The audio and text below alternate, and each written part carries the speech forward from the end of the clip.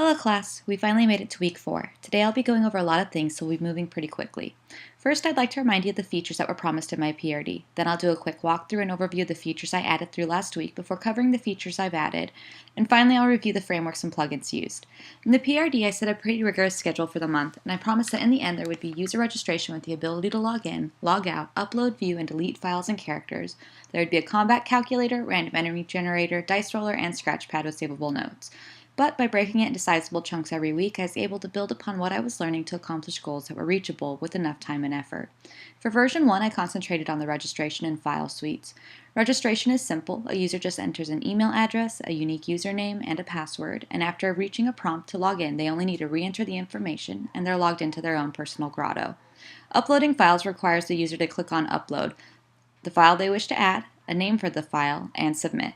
The file is immediately on the list, and upon clicking it is viewable in 2 sizes.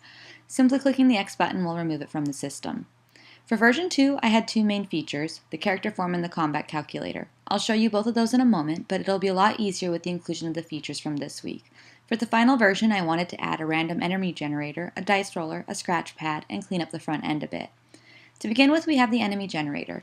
By clicking on the navigation bar, a small panel appears prompting the user to enter a power level. I'll enter power level 1 to begin with. A full panel appears with our character information laid out, like the character form. There is a reason for this. The randomly generated character needs only a name, alter ego, and affiliation added, and it can be saved immediately to the database. Any of the values on the screen can be altered now or from the character panel. We'll dial up a bit higher of a power level, level 5, and immediately the stats changed.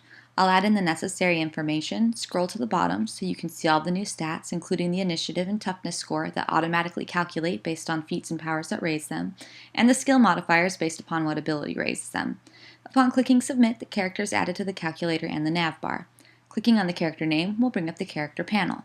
The edit panel is just like we saw before, and if we change the alter ego of our character, you can see it changed everywhere else as well. Adding a character is accessed at the bottom of the screen. And once on the screen, the user only needs to fill in vital information before clicking Save. Powers, feats, and skills are all in the drop-downs pulled from the database. We'll dial a second character up.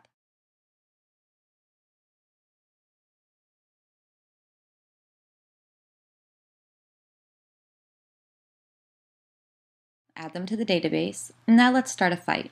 For the first one, we'll pick an attack. Create an enemy named Enemy A with a 15 defense and a 4 toughness. We'll pick a different attack with a 16 and a 5 for the second character. And now we click Fight. The results appear in the results box with the characters separated by faint blue lines, and each round separated by black ones.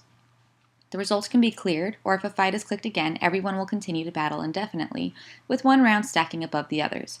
If we open our dice roller, we have a few options available.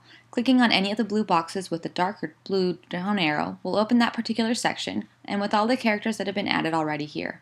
The drop-down holds their saves, skills, or powers respectively. The modifier is any modifier to their existing score. Like if this character had to make a will save against an order to kill a loved person, he'd get a +2. At the bottom are empty inputs for on-the-fly rolls, like maybe an enemy A bluffing for a score of 4. No modifiers.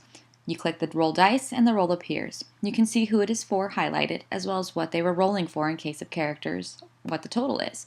Beneath the numbers with the roll are emphasized.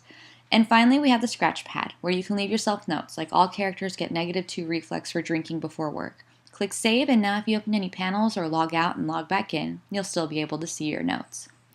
I still am happy I had the chance to work with Laravel. It was very helpful, and Foundation was probably the choice I regretted most. I found that the CSS frameworks are really helpful at the start of a project, but tend to get bogged down in alterations and fixes later. jQuery only really played a minor role, but I think that's because I chose to use a lot of routes and controllers with Laravel and PHP instead.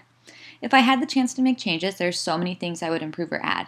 But overall, I'm very proud of the amount of work I accomplished, and I have an end product that's usable. Improvable, yes, but certainly usable in its current state. Thank you for watching, and have a great evening.